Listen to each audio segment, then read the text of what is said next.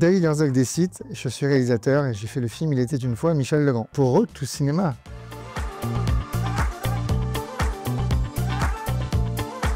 Est-ce que pour ceux qui n'ont pas eu la chance de le découvrir au Festival de Cannes ou aux projections qui ont été faites, est-ce que vous pouvez nous parler du coup de ce documentaire autour de Michel Legrand? C'est un documentaire dont j'ai eu l'idée il y a plusieurs années.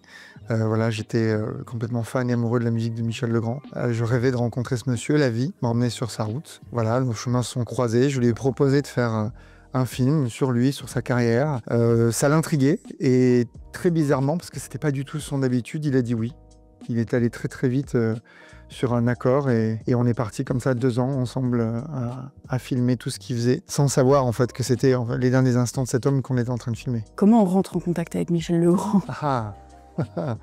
Comment on rentre en contact avec Michel Legrand? En fait, justement, c'est vraiment, encore une fois, le hasard qui m'a mis sur ce chemin-là, parce que j'avais appelé son agent de l'époque, son manager, j'avais écrit à plusieurs personnes. Bon, comme souvent, on a soit des non-réponses, soit des non. Et puis finalement, je sais pas, la vie a insisté, l'univers, appelons ça comme on veut, a fait qu'on s'est rencontrés et qu'il m'a invité après chez lui à Montargis, là où il résidait, pour qu'on puisse parler ensemble voilà, de cette idée-là, de voir comment je voulais l'aborder, ce que je voulais faire, etc. On a des archives, on a évidemment ses témoignages, vous le suivez jusqu'à son dernier concert. Autant en termes d'archives que scènes filmées par vous-même, quels ont été les passages que vous diriez les plus forts? Écoutez, je vais être hyper honnête avec vous, chaque minute qu'on a passée avec Michel a été exceptionnel. Je donnerais cher pour pouvoir revivre ces moments-là. C'était un homme un artiste, un homme qui était fascinant, mais à bien des égards, qui pouvait être insupportable, comme il pouvait être exceptionnellement gentil.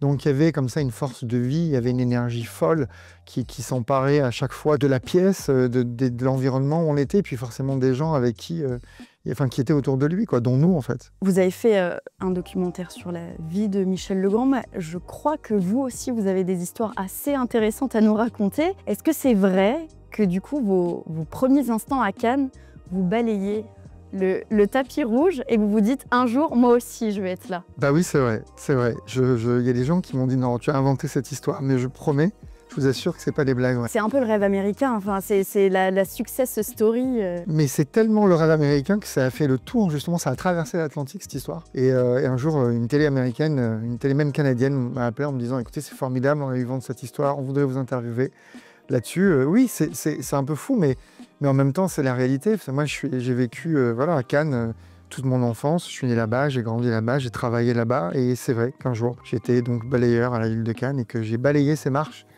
un jour à 4 h du matin. Et c'était une époque où en fait, il n'y avait pas de cordon de sécurité. C'était totalement libre les accès. Et en fait, voilà, je me retrouve en haut de ces marches-là et je me dis à moi-même, tu viendras un jour là avec ton film. Et c'est dingue, effectivement, de se dire que 32 ans après, on le fait, quoi.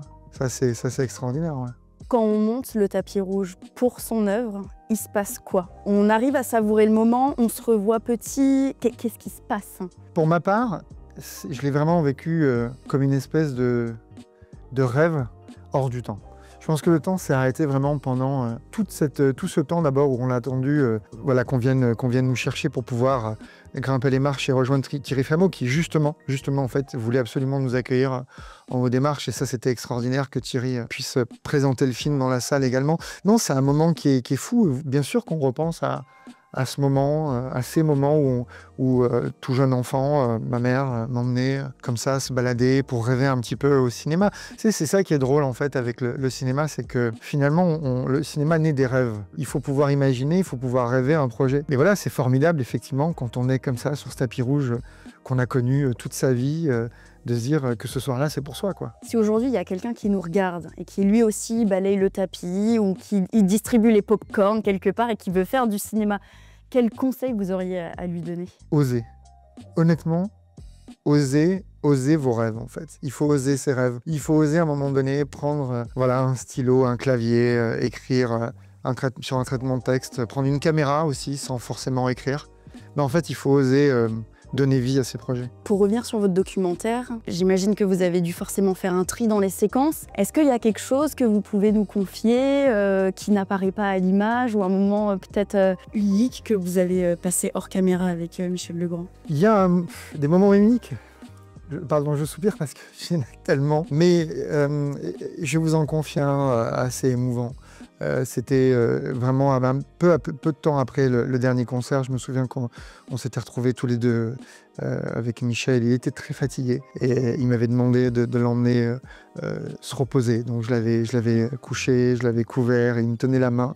Et en fait, il m'avait demandé de regarder 2 anciens documentaires télévisuels qui avaient été faits sur lui dans les années 80 ou les 70 même. Parce qu'en fait, il voulait se revoir à l'époque où il chantait encore voilà, merveilleusement pour ceux qui aiment la chanson par Michel Legrand. Et je me souviens de ce moment où il me tenait la main et il me disait « Oh, c'est formidable, mon chéri, je chantais tellement bien ».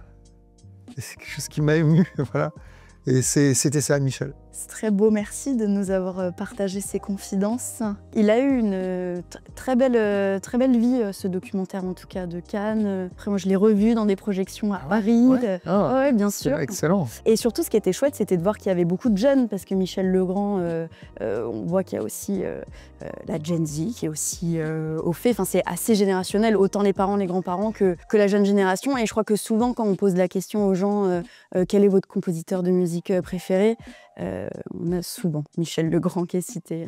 Mais ça, c'était formidable et vous faites bien de le dire. Que justement, on se rend compte que dans certaines projections, il y avait des jeunes qui étaient là de 15 ans, de 20 ans. Certains n'avaient strictement pas connaissance de Michel, de son œuvre, et qui sortaient de la projection en disant « Oh, j'ai perdu 20 ans en fait, parce que pendant 20 ans, j'aurais pu écouter plein de choses et j'ai du temps à rattraper. » C'est extrêmement satisfaisant quand vous faites un film et que ça donne envie aux gens de découvrir l'œuvre de votre sujet principal. Mais on en a même eu des enfants, hein. Notre plus jeune spectatrice, elle a 8 ans. Et en Corée du Sud, on est allé montrer le film, la plus jeune spectatrice avait 4 ans. Alors évidemment, elle ne comprenait pas ce qui se disait. Mais là, c'est extraordinaire, parce que tout ce qu'elle entendait musicalement parlant la fascinait. Donc la musique, c'est un langage. Merci beaucoup, David, pour votre temps.